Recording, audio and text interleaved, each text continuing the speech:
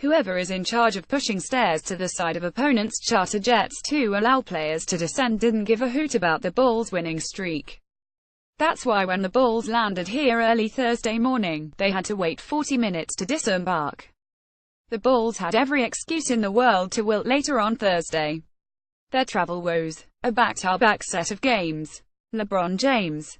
4 straight turnovers to open the fourth quarter to dig a 10-point hole.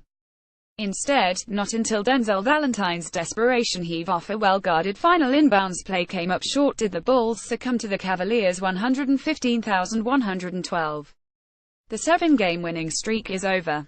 Nikola Mirotic no longer is undefeated. But in perhaps the best sign of all that this season has changed course, there wasn't much talk of moral victory in the post-game locker room. "We should have pulled this one out," Lauri Markkanen said. Added Chris Dunn, who had a season-high 14 assists, "There's a reason we were on that winning streak.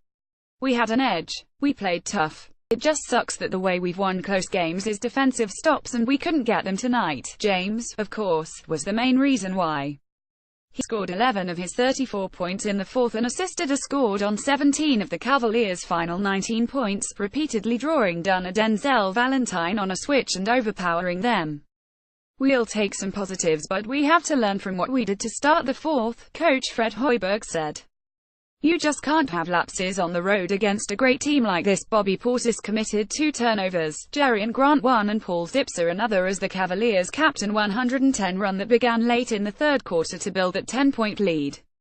They did so without J.R. Smith, who sat with a sore left knee, and Coach Tyronn Lue, who ceded to assistant Larry Drew because of an illness. But even after a Kyle Korver 4-point play later in the fourth, the Bulls wouldn't go away.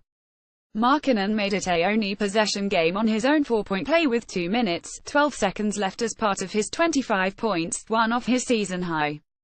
It marked Markkanen's only 3-pointer as he repeatedly attacked the basket. "Lauri was phenomenal," Hoiberg said.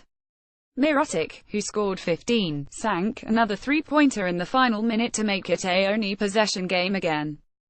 The Bulls attempted 31 three-pointers to just 8 free throws, although they did post a season-high 34 assists, so those 3s were mostly good looks. After James missed, Valentine, who tied his season-high with 18 points, scored on a driving layup with 14.3 seconds left. James sank 2 free throws with 11.1 seconds left. And then the Cavaliers, who won for the 12th straight time at home, turned the screws defensively. "Lauri was coming off a screen but they played it well and switched it," Hoiberg said. "Denzel was the open man on the backside.